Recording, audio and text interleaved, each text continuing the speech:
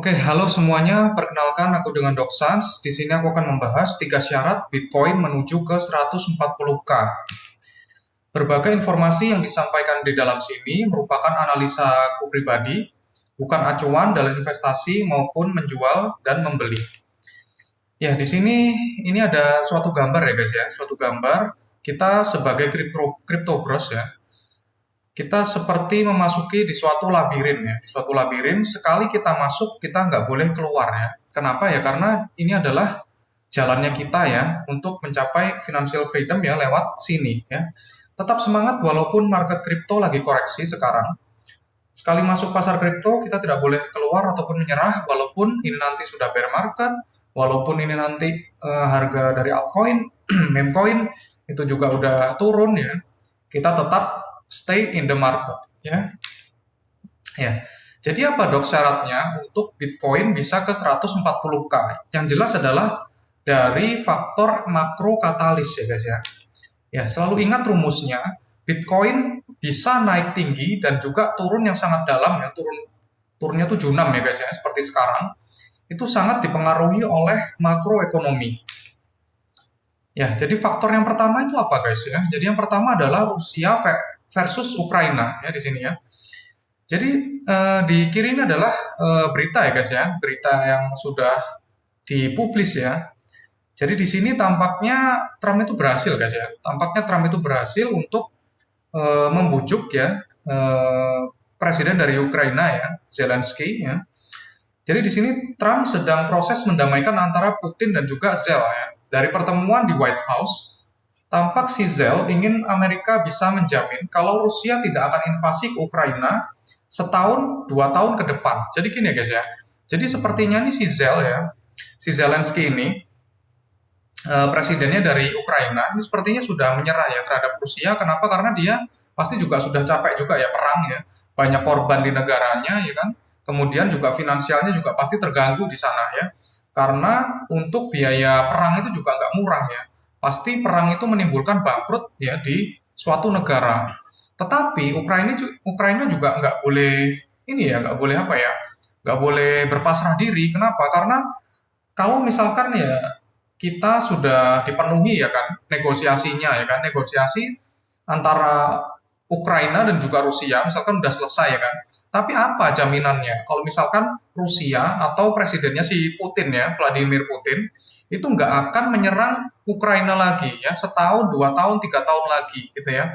Jangan-jangan nanti kita sudah menyerahkan misalkan suatu wilayah ya kan. Jadi yang diperebutkan itu adalah wilayah Crimea guys ya. Wilayah Crimea itu ingin direbut oleh Rusia ya. Misalkan kita juga dulu juga pernah ya di Konoha ya juga pernah ya pulau apa dulu ya pulaunya tuh direbut sama Malaysia kita juga pernah ya. Itu Pulau Ligitan dan juga apa ya ya Ligitan dan apa gitu ya agak lupa juga ya.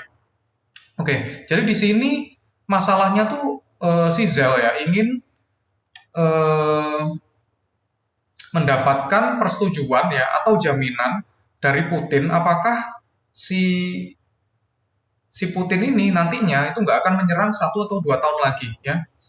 Zel jelas ingin gencatan senjata ya. Untuk pernyataan resminya sampai saat ini masih belum rilis ya sayangnya ya. Jadi masih dalam negosiasi sebenarnya. Tetapi kemungkinan besar akan terjadi perdamaian antara Rusia dan juga Ukraina ya guys ya. Itu. Cuman kita belum tahu fixnya itu kapan ya. Jadi kita tinggal tunggu aja Twitternya Donald Trump ya atau X-nya ya. Itu nanti gimana untuk update-nya. Jadi faktor yang pertama ini adalah penting ya untuk Bitcoin bisa ke 140K ya. Kenapa? Karena ketegangan ekonomi ya. Kalau misalkan ekonomi makro itu lagi tegang, lagi nggak aman gitu ya, pasti orang-orang itu larinya bakalan ke emas guys ya. Bukan ke aset yang berisiko seperti kripto dan juga saham. Oke, kemudian yang kedua itu adalah event yang nanti ya, nanti jam 9 ya, tanggal 23 Agustus, itu Jerome Powell akan speak ya, atau bicara ya, bagaimana untuk pandangannya ya, ekonominya tuh bakalan gimana.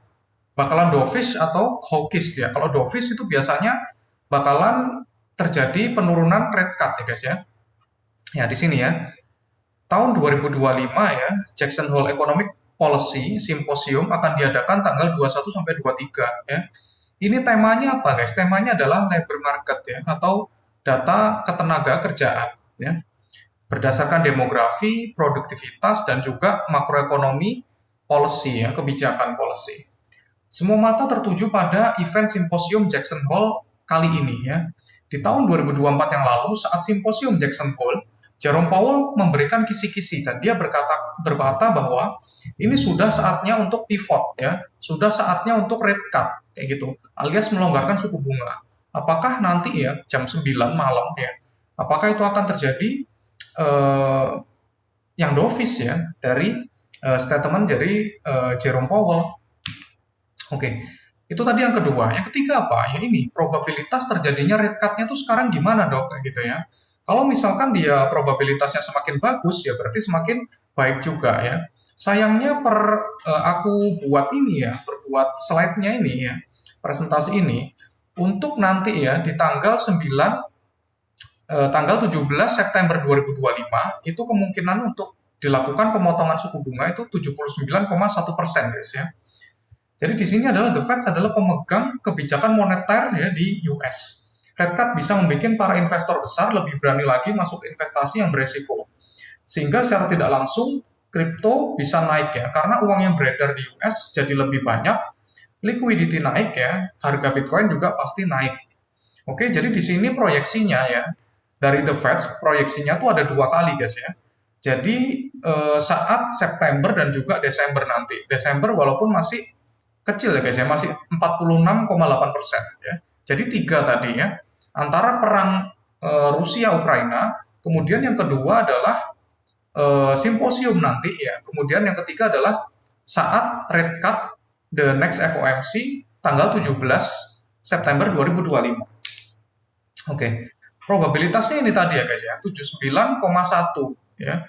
Kemudian untuk tidak dilakukan rate cut itu 20%. Ya dibulatkan 21% ya. Untuk next FOMC tanggal 17 September 2025 kemungkinannya ini 79,1% ya guys ya. The Fed akan menurunkan suku bunga. Ya, apa alasannya untuk The Fed menurunkan suku bunga? Karena jumlah lowongan pekerjaan itu sedikit ya.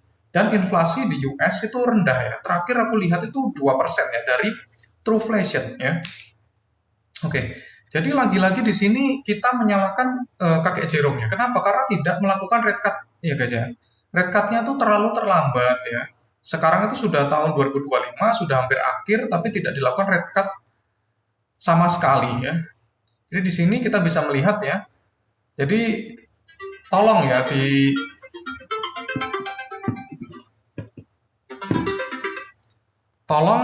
diinformasikan ke Jerome Powell ya, kalau dia itu udah terlambat ya dalam menurunkan suku bunga ya. Itu sangat berdampak kepada industri perumahan ya, sangat sangat parah ya di sini.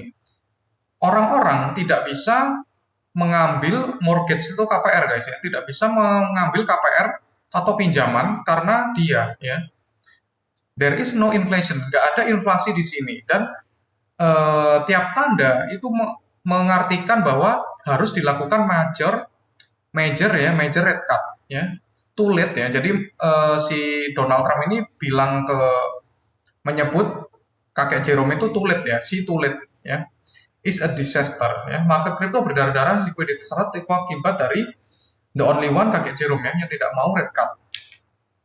Oke. Kemudian kita bisa melihat di sini ya, on-chain analysis ya, Bitcoin, namanya on-chain analysis Bitcoin Golden Ratio Multiplier. Menurut analisis ini ya, jika Bitcoin mencapai garis warna abu-abu, maka Bitcoin bisa ke 147K. Ini ya guys ya. Kita bisa melihat di sini, apakah pernah ya dok, Bitcoin mencapai garis abu-abu yang di sini? Itu pernah ya di sini ya. Itu adalah local top ya. Di sini adalah Maret ya. Bahkan dia mencapai garis kuning. Kemudian di November ya. November ini lama ya di garis kuning seperti ini ya. November ini ke garis kuning. Oke. Nah, sekarang kita di harga berapa, Dok? Sekarang kita di harga 113 ya. Masih jauh dari ini ya, abu-abu ini. Oke. Jadi kita seharusnya bisa ke sini lagi ya. Kalau misalkan kita ke garis abu-abu ini lagi, ya maka Bitcoin bisa ke 147K ya. Gitu. Jadi ini analisis on-chain ini yang nggak bisa bohong ya guys ya gitu. Kalau aku sih di 130 itu sudah oke ya guys ya. Sebelumnya di Maret dan November ini ya, 2024 harga Bitcoin menembus garis abu-abu. So seharusnya tahun 2025 ini kita bakal bisa menembus garis abu-abu, yaitu Bitcoin ya ke harga 140 K-an ya. Ya. Kemudian yang kedua lagi ya, itu on-chain analysis Mayer multiple namanya ya. Jadi dari Mayer multiple ini juga hampir mirip ya guys ya. Kita ya pada saat di tanggal Desember ini kan lokal top ya, Desember ya, 15 Desember 2024. Jadi lokal topnya yang kemarin itu di 2024 itu ada di Maret, kemudian ada di November sampai Desember ya. Itu kita lingkarin di sini warna merah, oke? Nah, waktu itu skor Mayer multiple-nya itu 1,5 guys ya. 1,5. Nah, Mayer multiple merupakan indikator yang membandingkan harga Bitcoin saat ini dengan harga rata-rata Bitcoin dalam 200 hari terakhir. Untuk mengetahui Bitcoin sekarang itu mahal atau tidak ya. Jadi fungsinya dari Mayer multiple itu ini. Kemudian saat top ya, November sampai Desember 2024, Mayer multiple ya atau disingkat MM, ini berada pada skor 1,5 atau harga tengah ya. Harga tengah ini mid ya, biru ya. Harga mid, bukan harga yang enggak deh, yang atas ya guys ya. Yang atas yang kuning ya, yang kuning ini. Oke, di harga tengah, oke. Sekarang kita berada pada skor 1,12 ya di sini. Oke, itu sangat jauh ya dari harga top Bitcoin. Ya, ini juga bullish skenario, semakin banyak company atau perusahaan besar yang membeli Bitcoin. Semakin banyak yang membeli Bitcoin yang di holding ya semakin kuat juga ya untuk harganya. Ya, harga Bitcoin selalu naik di sini ya. Bisa kita lihat dari tahun 2010 ya, dari 10. Kemudian misalkan kita sangkut di sini ya, ya udah kita hold aja ya. Kita hold aja, akhirnya naik di tahun 2013 ya ini ya, puncak topnya ya. Kemudian kita hold, sangkut lagi, kita hold lagi ya di sini ya. Kita masih bisa cuan guys ya. Misalkan kita waduh, kita sangkut nih di sini, ya udah hold aja 4 tahun ya. Langsung ya naik lagi ke sini ya. Jadi harga top di siklus lalu itu nggak mungkin dia di topnya siklus depan itu nggak mungkin dia cuman tetap aja ya. Jadi untuk para holder Bitcoin, Bitcoin selalu bisa menghasilkan keuntungan asalkan kita sabar menunggu ya. Ya minimal 4 tahun lah ya guys ya. Misalkan kita nunggu 4 tahun, kita nggak mungkin rugi guys di Bitcoin. Ya, di sini adalah salah satu yang aku yakini juga ya, Bitcoin Banana Zone akan segera tiba ya. Tahun 2013, kemudian 17, tahun 2021, sekarang tahun 2025 ya. Jadi ada potensi Banana Zone ya. Semoga ya.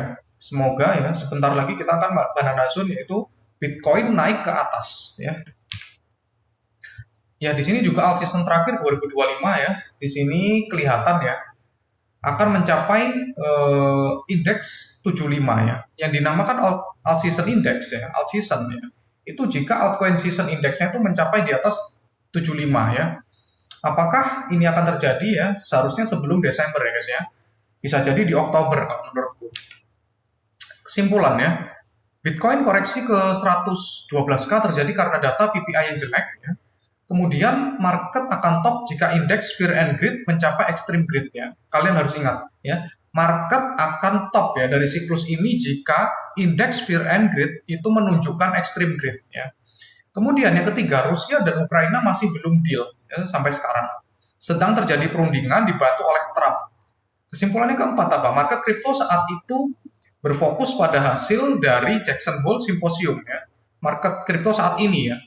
Kemudian yang kelima, dari data on-chain, Bitcoin masih belum mencapai top. Oke?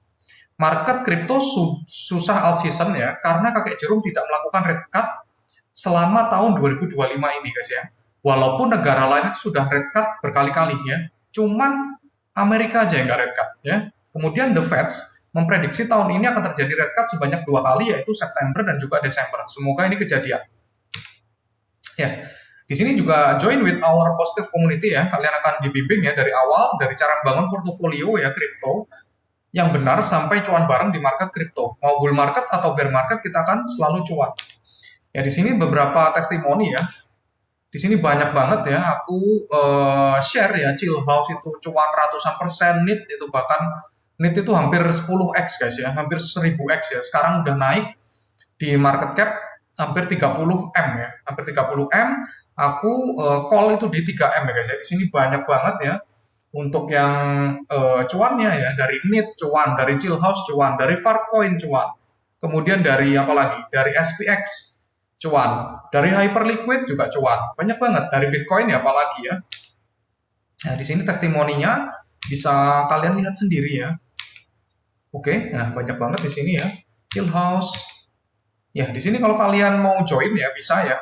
Hubungi admin di sini ya sekarang juga ya sebelum harganya naik lagi nanti ya guys ya. Di sini kita akan cuan bareng, kita akan exit market secara sempurna. Oke? Ya, terima kasih ya di sini. Semoga kita cuan selalu ya di sini ya di market crypto yang sungguh sangat ganas ini. Kalian nggak boleh keluar. Oke? Bye bye.